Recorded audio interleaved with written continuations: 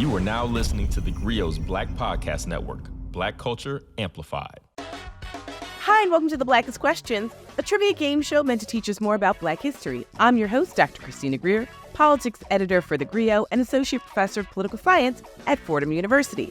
In this podcast, we ask our guests 5 of the Blackest Questions so we can learn a little bit more about them and have some fun while we're doing it. We're also going to learn a lot about Black history, past and present. So here's how it works. We've got 5 rounds of questions about us, Black history, the entire diaspora, current events, you name it. And with each round, the questions get a little tougher, and the guest has 10 seconds to answer. If they answer correctly, they'll receive 1 symbolic Black fist and hear this. And if they get it wrong, they'll hear this. But we still love them anyway. And after the 5 trivia questions, there will be a Black bonus round just for fun, and I like to call it Black Lightning. Our guest for this episode is Democratic Congresswoman Ayanna Pressley. She's been serving in the Massachusetts 7th Congressional District since 2019. She's a history maker who was the first Black woman to be elected to Congress from the state of Massachusetts and the first Black woman elected to the Boston City Council, where she served for more than 8 years. Representative Pressley is a member of The Squad, a group of progressive Congress members who have been called the future of the younger political generation. And in 2020, she revealed her alopecia diagnosis, calling it her superpower. So this brilliant Congresswoman is here with us today. Congresswoman Pressley, I am so honored to have you here playing the Blackest Questions. Are you ready to play with us today? No. I'm just going to be calling on all the angels for their grace and mercy. In this moment, I'm not trying to be embarrassed. Okay, let's go. Okay, let's do it. I know you got this. Okay, question number 1. This HBCU grad is an attorney by trade and made history when she was the first Black woman to receive a major party's nomination for governor. Who is she? Stacey Abrams. That is correct. Stacey Abrams graduated from Spelman College, magna cum laude, and was very involved. I come to you as a young person, as a young woman, as a young Black woman, to ask you to use us. Use the young people of the United States of America. She led protests against the Rodney King verdict when she was still a teenager, and at just 29 years old, she became the deputy city attorney for Atlanta, running a team of more than 20 attorneys. In 2006, Abrams was named the House Minority Leader of the Georgia State House, making her the first Black woman to hold that position. And despite losing 2 governor's races, she's a champion for voting rights and is credited with helping several Democratic candidates win their positions. So, Congresswoman Pressley, it is the year of our Lord 2023, and we're still having so many firsts for Black people in electoral politics, especially Black women. What do you think needs to happen to ensure we have more representation in our leadership on the local, state, and even national levels? Well, first we have to run, but secondly, and there are a lot of real barriers to our even running. I think people make it just about our ability, once you're declared, can you raise the money? And it doesn't matter what sort of bona fides Black women have, how many degrees, what our service, what our record of service, we still have the hardest time fundraising. But even before you can get there, there are so many real life barriers. I remember when I ran for the Boston City Council the first time, I'm an only child. My mother's cancer was in remission. I was unmarried. And I had a job working for a United States Senator at the time. And I had to really ask myself if I could afford to run, because I didn't have a spouse to carry me on their health insurance. I was the medical proxy and the primary caregiver for my mother in her cancer battle. I had just purchased my first home, and really I had cashed out my 401k in order to do that. And so I took on a lot of debt personally just to run. But also we have to address the real barriers to the ballot, because at the end of the day, who you vote for determines who's elected. Who's elected determines the policies. The policies determine who lives, who dies, who survives, who thrives. And so it becomes this cyclical circle where the policies are not serving the diversity and the continuum of needs for really anyone, because we don't have that lived experience and that representation around the policy and decision-making tables. Personally, I think that we should lower the voting age in municipal, state, and federal elections to 16. You have to build that muscle, make it habitual as early as possible, foster that relationship between individuals and their government. Secondly, we have to address the barriers to voting access. And so there should be, I think Election Day should be a holiday. I think there should be same-day voter registration. As an aside, I also support jail-based voting. So we have to eliminate all those barriers and access to the ballot. But we have to run. Absolutely. And, really quickly, what gave you the courage to run? For our listeners out there might be some people who have thought about it maybe, but, what sparked you to decide I'm going to really throw my hat in the ring and do this thing? Well, I'm a cliche because I honor all the data that says that it takes a minimum of 7 people to convince any woman to run for office, and it only takes 1 to convince a man, and that's usually himself. And I have seen that time and time again. So I was a founding board member of an organization called Emerge Massachusetts. I had served in a number of nonprofit spaces doing the work of diversifying the political pipeline. But I was very content being an aide. I was an aide for 16 years, 11 to Senator John Kerry, 4 to former Congressman Joseph P. Kennedy II, who used to be the congressman for the seat I currently hold, that I started in his office as an intern, unpaid, working 3 paid jobs, having recently transplanted from Chicago to Boston. So I loved being the person behind the person. And I think a lot of people underestimate the power of being the person behind the person, the impact, the reward, the benefit. It is the aide who is pulling the elbow of the member. It is the aide who's whispering in their ear, who's meeting with those stakeholders and constituencies, who is often on the front lines of what are the issues top of mind for people, or what's a bill that should be championed. So I loved being the person behind the person. But I, again, very true to form, I was recruited to run. There was a gentleman by the name of Avi Green who worked for an organization at the time called Mass Vote. And he just approached me and he said, this is going to be the year the first Black woman is elected to the Boston City Council. And I said, that's great. Who is it? And he said, it's you. And I said, most certainly not. So there was a lot of cajoling, a lot of meditation, a lot of prayer. And ultimately I said yes, because I saw it as a continuation of the work I've been doing for a lifetime. But moreover, I was running a champion gender-specific and responsive programming and policies. I felt that the narrative culturally had been so dominated by our Black and brown boys as being at and proven risk.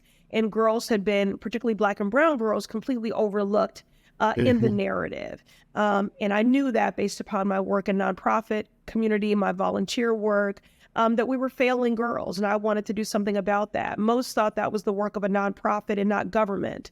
But enough believed in my theory of change and elected me in 2009 as the first woman of color, first Black woman to serve on that council in its 100-year history.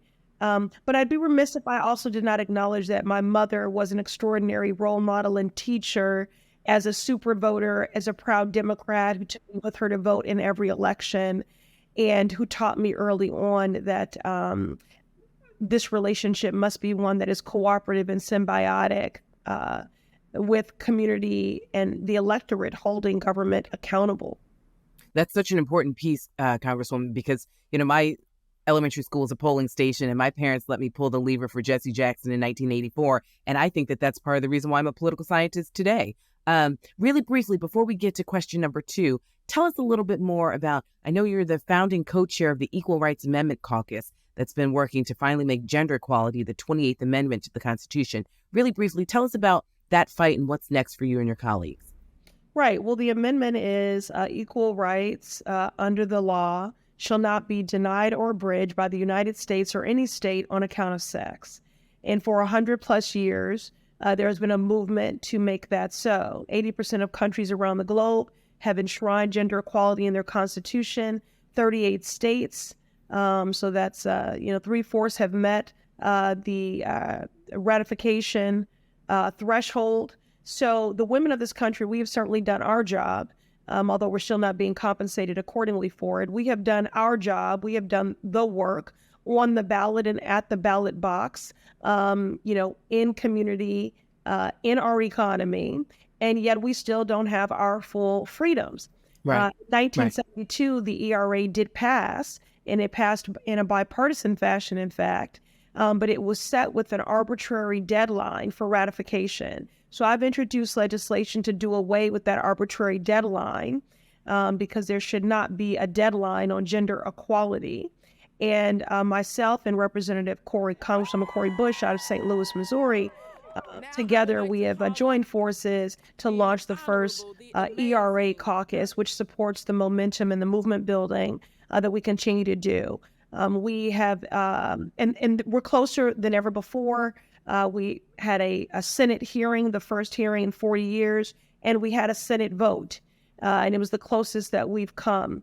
And so we're going to continue to keep this fight up because gender equality can't wait. And perhaps our Supreme Court and others would move a little bit differently if we had that legal standard of protection. Well, I know you represent Massachusetts, but I know, you Chicago Midwestern girls will get it done. And I'm sending you all the positive energy right there. All right. We are ready for question number 2. Are you ready, Congresswoman? Sure. Okay. This writer was the first Black person to have a book of poetry published in the United States in 1773. A statue of her can be found on Commonwealth Avenue in Boston. Who is she? Phyllis Wheatley. That is correct. Phyllis Wheatley was around 7 years old when she was kidnapped from West Africa and brought to Boston. Phyllis Wheatley was not her real name, and she was given that name by the family that enslaved her. But the family believed in educating her, which was very foreign at the time, and they quickly realized she was a talented writer. They eventually took her to London to have her book of poems published. The book, entitled Poems on Various Subjects, Religious and Moral, was sold around the world, but Phyllis Wheatley never saw any riches from her work. She was eventually freed, but lived in poverty and died at the age of 31. So are you familiar with Phyllis Wheatley's work, being a Bostonian now? Yes, and I actually was at the unveiling of that statue in her honor. That was a part of a larger effort when I served on the Boston City Council to have parity when it comes to representation in our monuments and also in public art. Absolutely. And I spent a little time in the Boston area. I went to Tufts undergrad in Medford. So I'm familiar with Com Ave. And there were no statues like that, obviously, when I was there many, many moons ago in college. But are you, in this capacity, I know that you are constantly traveling, you're working, you're serving as a surrogate for the Democratic Party. Do you take time to read a little poetry? And if so, who do you read? Because I'm a Gwendolyn Brooks fan, and shout out to Chicago, poet laureate of Illinois. But who, if anyone, inspires you while you're traveling and working on behalf of women and Black folks across this country? Yeah, I'm a firm believer in the power of artivism. There's no movement, there's no revolution. You cannot do radical work without the arts. My father previously was a professor of journalism, and he and my mother, one of the things that forged their love bond was their love of creative writing and of poetry. And so even when my father, for a period of his life, was incarcerated, he never stopped informing my Black consciousness and sending me the poetry of Sonia Sanchez and Nikki Giovanni, just as an example. And so I'm very old school in that way. So poetry is what I read the most. Mm-hmm. And when I need direction or anchoring or language, probably Nikki Giovanni is who I read the most. Nikki Giovanni, Audre Lorde, Maya Angelou. And in honor of the 50th anniversary of hip hop, I do want to also throw Tupac in there because I do believe that he was a poet. Oh, absolutely. And I think so many of our hip hop artists are real poets when you listen to how they put together language. I'd like to think that Langston Hughes would sit back and be very proud of some of the ways in which these young rappers put together language. I just think it's a really unique way for us to think about literature and bridge this 20th and 21st century gap, especially for young Black people. Yes, I agree. Okay, well, let's go on to question number 3. You're doing incredibly well, Congresswoman. Are you ready? Pressure's on. Okay.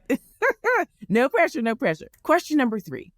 Denzel Washington starred in a film telling the true story of Melvin B. Tolson, a professor at one of the country's first HBCUs in Wiley College, Texas. What is the name of this film? The Great Debaters. That is correct. Gentlemen and lady, debate is combat, but your weapons are words. So The Great Debaters tells the story of a college debate team from Marshall, Texas. In 1935, they'd made history by participating in the first interracial collegiate debate in the South. In the film, the debate team defeats Harvard students to become national champions, but in reality, the team defeated students from the University of Southern California.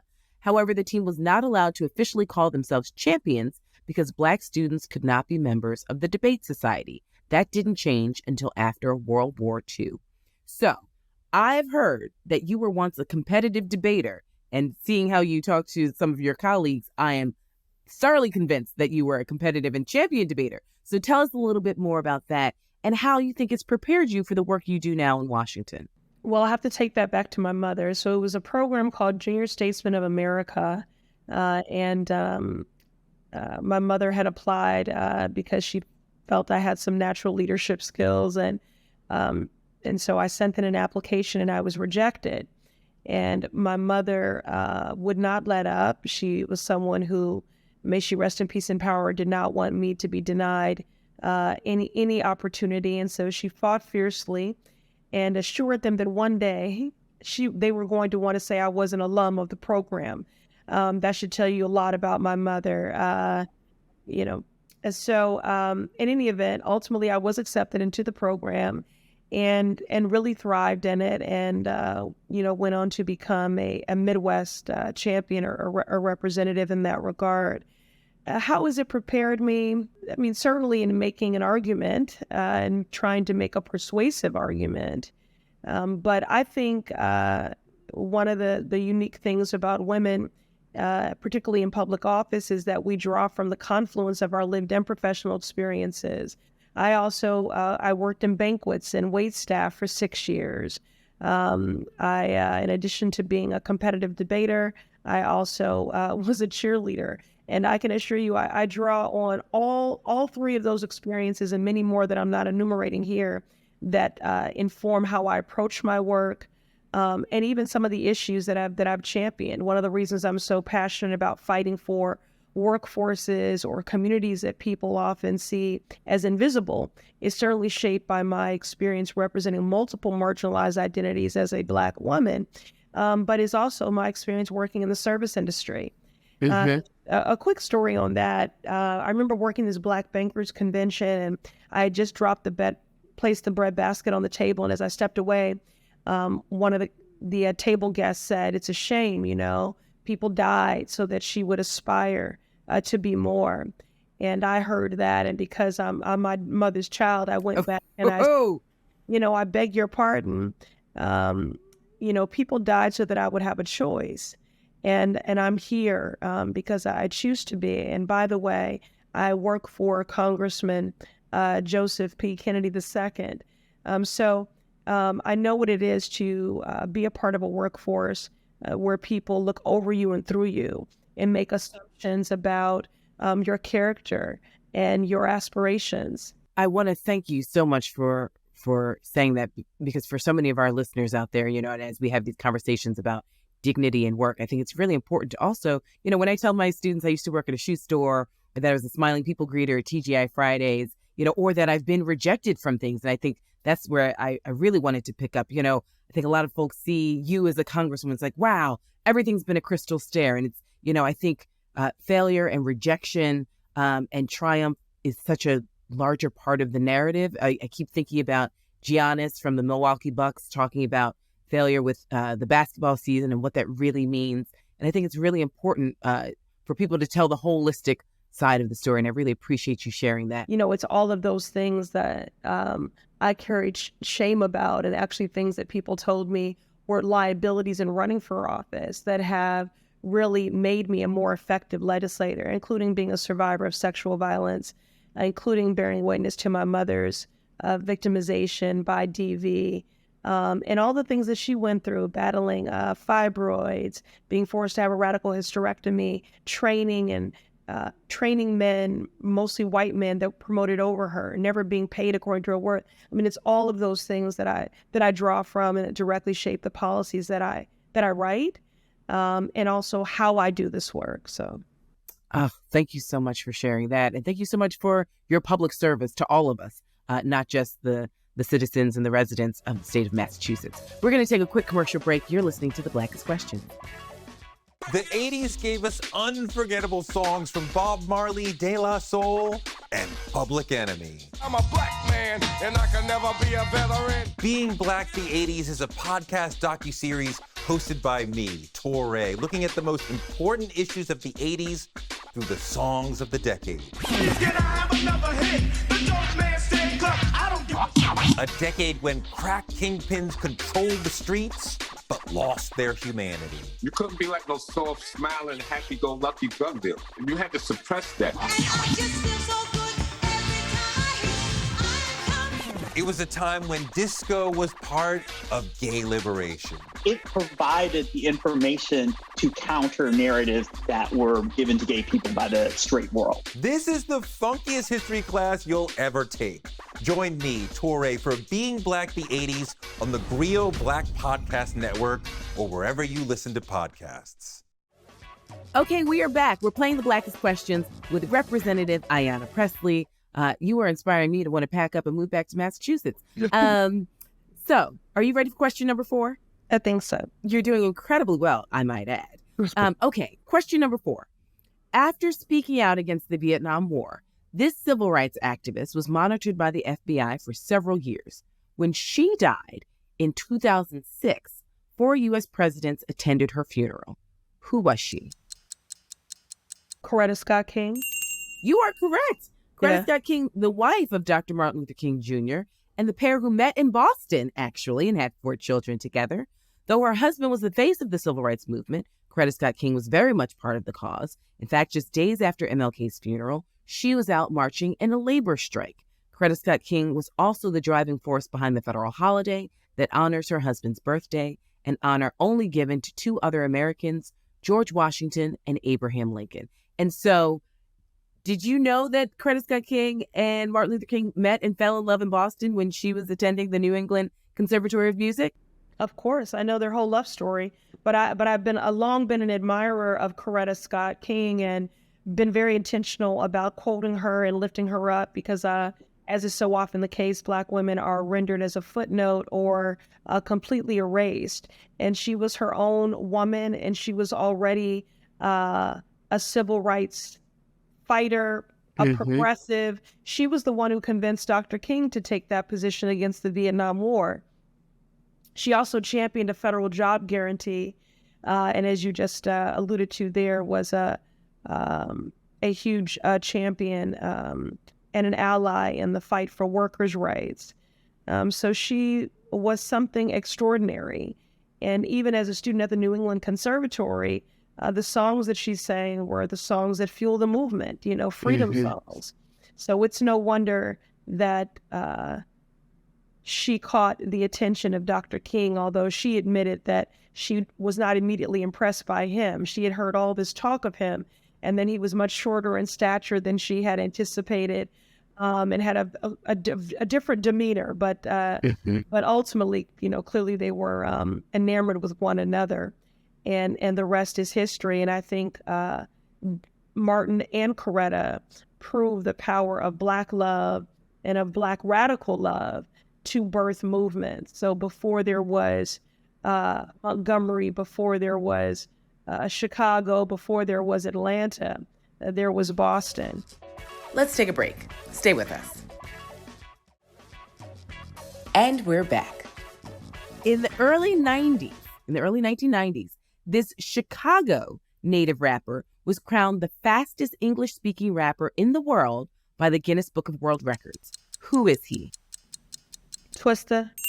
This is Carl Terrell Mitchell, a.k.a. Twista. So he was then known as Mr. Tongue Twister, and he earned the title by rapping 598 syllables in 55 seconds. I want our listeners just to sort of meditate on that. 598 syllables in 55 seconds. And more than 30 years later, he still holds the Guinness title.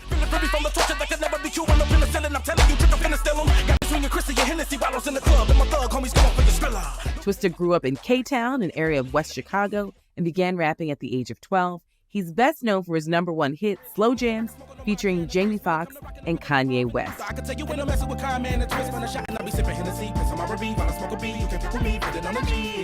What was it like growing up in a city that produced so much musical talent? You know, we all oftentimes think about Detroit or, New York, but Chicago has some greats that have come through that area.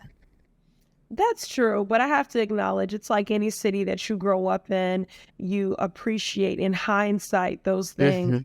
I was raised in Chicago until the age of 18, and then I left to relocate to Boston to attend Boston University.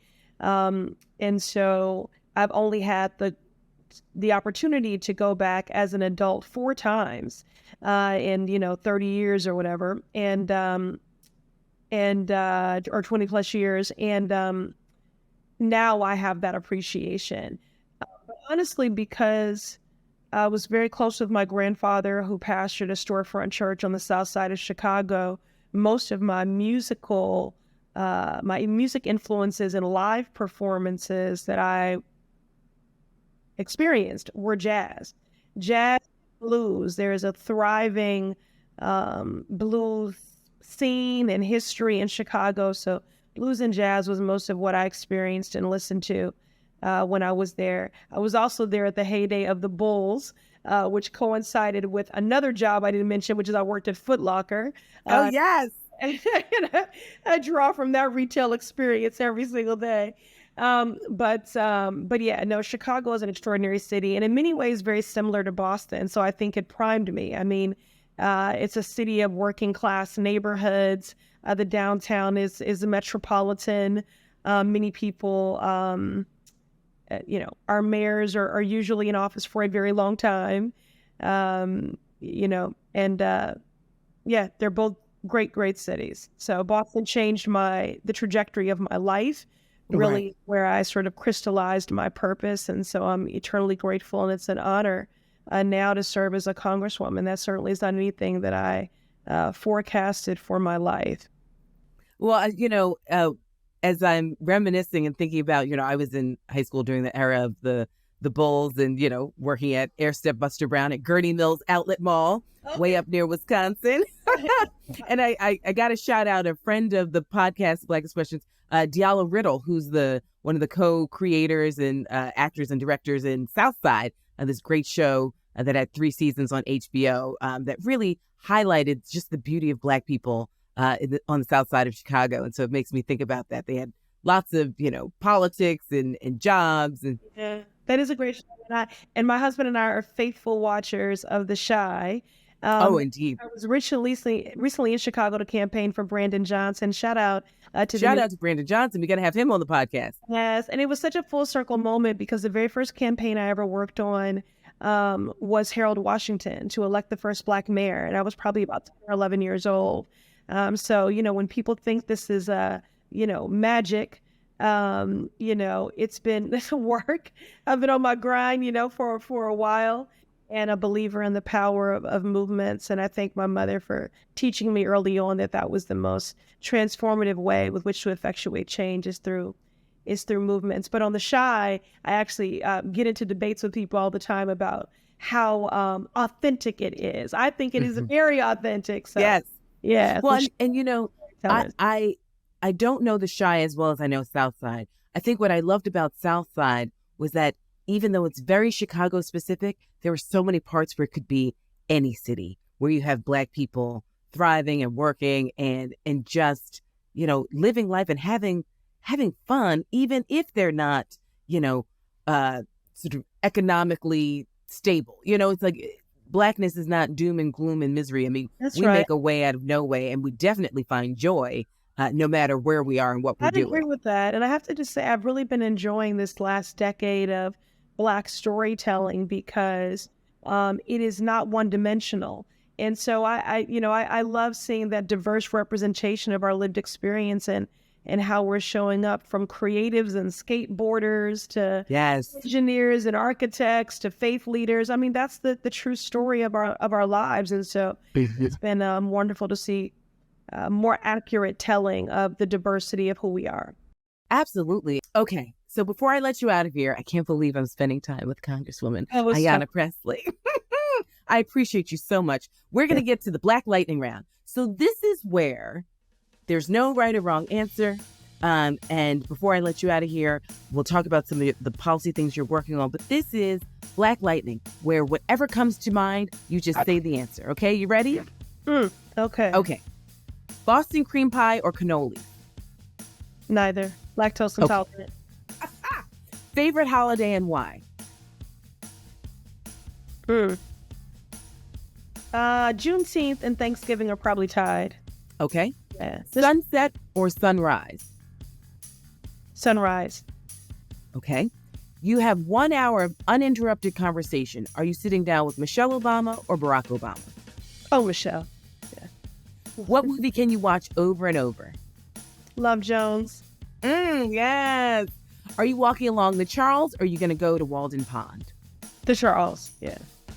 This might be controversial, the Martin Luther King, Coretta Scott King Embrace sculpture. Love it or hate it? Love it. It was there. Spoke at the unveiling. Okay, I saw you looking great with your poppin' red lip. Okay, so here we go. You are known to always look fabulous with these poppin' lip colors. What's your favorite lipstick brand? Look at me today with a nude lip. I know. Actually, I'm big on drugstore makeup, to be honest. So, I mean, I love a Fenty if you're going to go there, but I like a couple of Black-owned cosmetics as well outside of Fenty. Mented. Okay. Mented is incredible. Lip Bar. Okay. And then for just regular old CVS, NYX is a good brand. Yes. Because you know why? Because it's basically Wet n Wild 508. Yes. Okay, but you're going to ask me the color. I can't tell you that because I blend my colors a lot, so. Okay. Well, see, I tried to do a bold lip today just because I knew you were coming on. It's so funny that you say that. I had glasses on. I took them off. And I don't know why. I did a more muted lip today, so. I do love the lip, though. Okay, last question. Your husband is my birthday twin. We figured that out one night. Oh. Your favorite date night activity. Are you going to go out or stay in? Ooh, we're going to go out. Yeah. Okay, you're going to go out? You tell my birthday twin I asked about him. Okay, so before I let you out of here, Congresswoman, tell us some things that you're working on. Tell us some things that we should be looking out for and paying attention to, and any ways that we can help support you and your agenda. Yeah, well, I'm still in the fight to end qualified immunity, and I've just reintroduced my legislation with Senator Markey to do away with this unjust doctrine that denies accountability for families who've been robbed of their loved ones as a result of brutality and murder at the hands of law enforcement. We have got to do away with this unjust doctrine, which was created by the courts, which has been codified in court after court. And look, there can never be justice for those families. Justice would mean that their loved ones would still be here. But there must be accountability. Otherwise, what's the deterrent? What are the consequences? People will continue to will continue to operate with callous disregard of black bodies. Wow. I want to thank you so much for all that you do. For our listeners out there, thank you all for listening to the Blackest Questions. I've been speaking to Congresswoman Ayanna Pressley, brilliant Black woman, my shoe store worker twin. I just want to thank you for all that you do. I really just, I so appreciate you taking the time to let us know what you've been up to spend time on theGrio. And for those of you who are listening out there to the Blackest Questions, this show is produced by Sasha Armstrong and Jeffrey Trudeau, and Regina Griffin is our director of podcasts. If you like what you heard, subscribe to this podcast so you never miss an episode. And you can find more at the GRIO Black Podcast Network on the GRIO app, the website, and YouTube.